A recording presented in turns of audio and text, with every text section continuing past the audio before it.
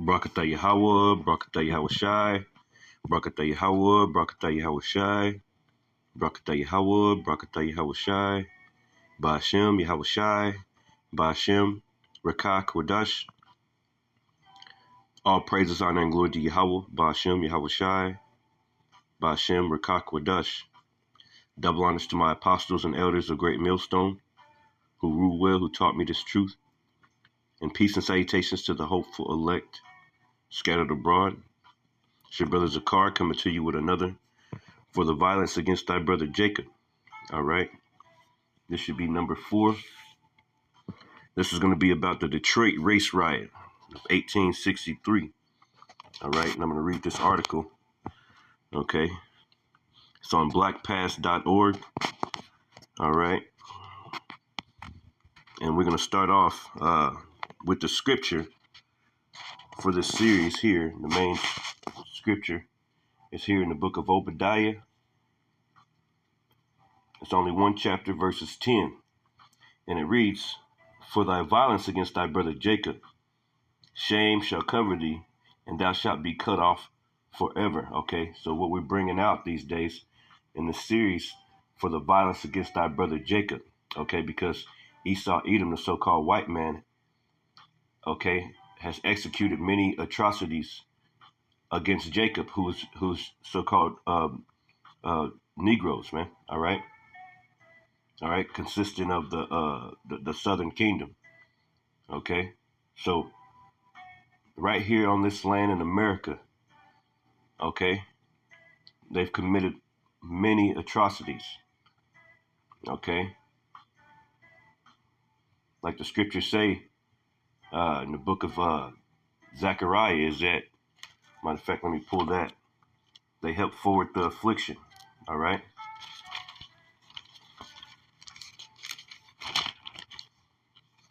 This is Zechariah 1. Zechariah chapter 1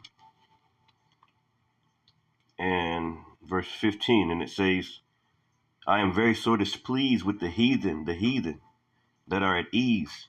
For I was but a little displeased, and they helped forward the affliction." They helped forward our affliction. All right. The Lord had already given us into their hand. Okay. Chattel slavery. All right.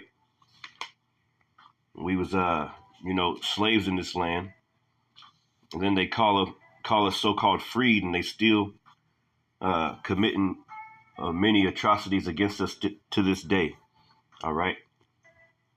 Going back to Obadiah, verse 10, "For thy violence against thy brother Jacob." And as we can see, especially throughout this series that we've been putting out, there's so many things, so many more things these devils have done. Okay. And they're not going to get away with it. Okay. And we're exposing it all. All right. "For thy violence against thy brother Jacob, shame shall cover thee, and thou shalt be cut off forever." So let me get into this article. All right. Going into the Detroit race riot, and then I'll grab a few more scriptures, and that'll be it this morning. All right. It says, on March 6, 1863, a white mob attacked Detroit, Michigan's black population in the city's first race riot.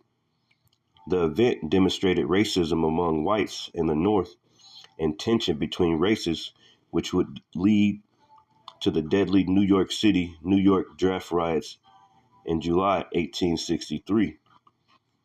It says, as in other northern cities, many whites resented the government's military draft, and the blacks largely from the South. Okay, because guess what? They had to draft our people to fight their wars, man. All right, and that's what they do. They use us up. They use us for certain things, and then they get rid of us. All right, use us to build their White House. Use us to build up America, and then continue to keep us in bondage. All right. It says, the local Democratic paper, the Detroit Free Press, frequently ran articles accusing African Americans of causing various problems that mainly affected the city's working class whites. So they didn't want them there, you see, but they were being escorted okay, into the city because of the war. All right, to fight in their wars. Okay, it says they ran articles accusing African Americans of causing various problems that mainly affected the city's working class whites. Yeah, they don't want you to be working with them. It says a newspaper promoted the idea that freedmen leaving the South would take jobs, right? Because they get freed to go fight the war, right? To take jobs from white men, which in turn contributed to heightened racial tension in the city. They don't want nothing to do with you, man. All right, there's enmity, right?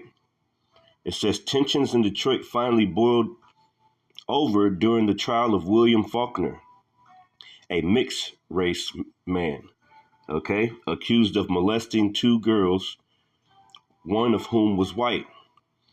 Okay, so a mixed race man. Even though Faulkner identified as a Spanish Indian, look at that, okay, and had previously voted.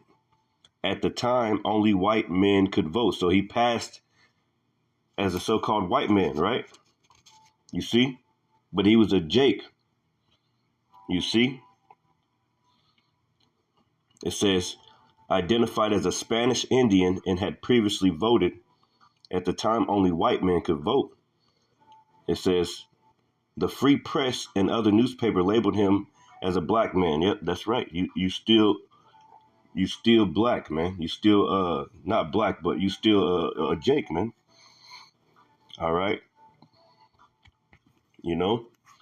And that pretty much goes into you know, us being mixed, through the diaspora, basically, uh, you know, this devil then raped, robbed, murdered our women, our people, okay, our children, okay, so yeah, the wheat and the tares, man, all right, and it says, as far as the white public was concerned, Faulkner was black and had raped a white girl. Yep. So they went crazy over this. It says when Faulkner was escorted after the courtroom after the first day of his trial, a large crowd of whites harassed him and threw stones. The next day, March 6th, an even larger mob assembled outside the courthouse. Faulkner was convicted and sentenced to life in prison. Yeah, life for so-called raping a white woman, man. Right? Okay. Unrighteous decrees, man. You see? It says, but the agitated crowd still attacked him as he was transported back to jail. The Detroit Provost Guard, charged with his protection, fired blanks in an attempt to disperse the crowd. When the mob remained, they fired live ammunition, killing a white bystander named Charles Langer. Infuriated, the mob set out to attack the city's predominantly black neighborhood. They moved in on a copper shop, but were fought off by 5 men working inside, one of whom had a shotgun. Instead, the mob set fire to the shop in an attached home. Although all the occupants escaped the building, they were immediately attacked by a white mob, and one man, Joshua Boyd, died of his injuries. Okay, so they was trying to get him any kind of way, man. In total, the mob burned at least 30 buildings and caused thousands of dollars in damages and injured many African Americans in the streets. And that's what they do, man. All right. By the time that local troops suppressed the riots, at least 200 black residents were newly homeless, with some fleeing across the river to Canada. All right. No one was ever held criminally responsible for the deaths of Langer or Boyd. Several years after the riots, Faulkner's accusers recanted their story and he was released from prison. Okay, so he ended up getting out. Okay, it's people coming and telling the truth. Okay, although the Michigan legislature recommended compensating residents for property damage from the riots, the city council refused to do so. So they didn't get the houses back. They didn't get the buildings back. Okay, just like Tulsa, Oklahoma, just like all these places that they've burned down where Jake at, man. Like right now to this day, there's lakes covering Jake establishments, man, that they established here on this land. Lakes and different things built over our people's uh, establishments, man, and things that they worked hard for in this land. Okay, in order to basically live a seemingly all right, peaceable life, man. All right, but Esau, Edom don't want you to have no peace. All right, so the Detroit race riots, right? 1863, and I'm gonna grab a few more scriptures, and that's gonna be it.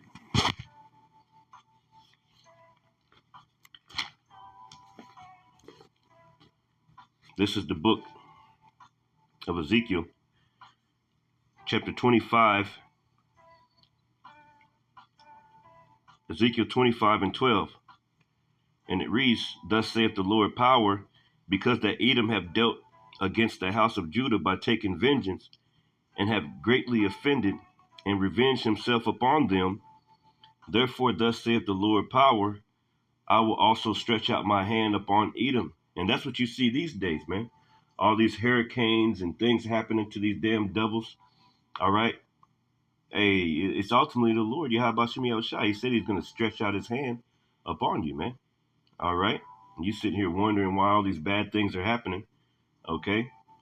But it's ultimately the Lord that's doing it to you, man. All right. Sweeping out your whole cities, man. Just like you did to us. So payback is a bitch, you see? And you're getting paid back for all your atrocities, man. And it's just getting started. It says, I will also stretch out my hand upon Edom, and will cut off man and beast from him, and will make it desolate from Teman, and they of Dedan shall fall by the sword.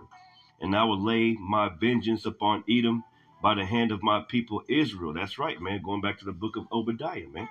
All right? The Lord's going to let us get busy on you eventually, man. And these upcoming, there's going to be more race riots, man. Civil war is coming, all right, to America, man. All right, civil war is coming to America, all right. He says, and I will lay my vengeance upon Edom, Esau, Edom, the so-called white man, by the hand of my people Israel, the so-called Negroes, Latinos, and Native Americans, man. Okay, the things that you've done to our people, okay, the Lord's going to let us get your ass back eventually, man. So don't go nowhere just yet, all right? No, don't be trying to run just yet. You're gonna get paid back, man. All right. And they shall do in Edom according to mine anger, and according to my fury. So it's the Lord that's angry with you devils, man. All right. He's really upset at you damn devils, man, for touching the apple of his eye. And they shall know my vengeance, saith the Lord power. That's right. The Lord said he gonna lay his fury upon them, man. That's the book of let's go to the book of Psalms.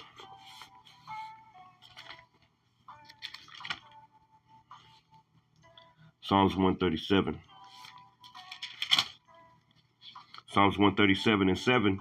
And it reads, Remember, O Lord, Yahweh Shem Yahushua, the children of Edom. Slakia. Psalms 137 and 7. Remember, O Lord Yahweh, the children of Edom, in the day of Jerusalem, who said, raise it, even to the foundations thereof. That's right. So, hey, these devils, they love to see us whenever we're in a horrible condition, man. Okay, it gets their rocks off whenever they see us downtrodden and beat down, man. It says, O daughter of Edom, verse 8, O daughter of Babylon, who art to be destroyed. That's right. Happy shall he be that rewardeth thee as thou hast reserved us. Happy shall he be that taketh and dasheth thy little ones against the stones. Okay, because hey, the Lord's gonna like we just read, he's gonna show his vengeance upon Esau, Edom, man. Okay. Matter of fact, going back to Ezekiel chapter 25 and 14, and it says, and I will lay my vengeance upon Edom. So guess what? Dashing your damn kids, babies against us. Hey, you threw our babies to alligators, all right? Used them for your little carnivals and circuses and human zoos, throwing baseballs at them, trying to bust their head. That was like actually a game, man. Okay, a game that you played. Well, the game is really on you, man. All right.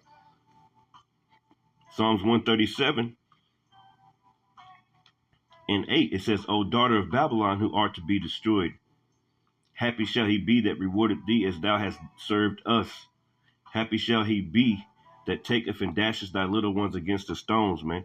All right. And the Lord's gonna let it happen, man. All right.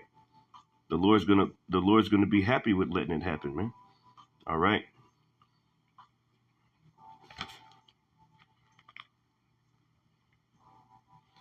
It's the book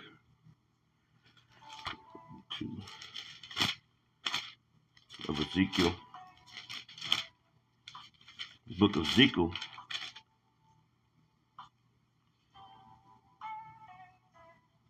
Yep. This is Ezekiel 35 and 2, and it reads, "Son of man, set thy face against Mount Seir and prophesy against it." And that's what we're doing, prophesying against Mount Seir, aka Esau Edom, man. All right, so-called white man. All right, and prophesy against it and say unto it, "Thus saith the Lord power, behold, O Mount Seir, I am against thee." So the Lord is against these devils, man. All right, just because they living down here, we around them, and why God doesn't hate people? No, the Lord does hate, man. All right, he does hate. All right, and he hates you damn devils. All right, okay, that still have his children, the Israelites, in your hand, and still committing many atrocities against them, man.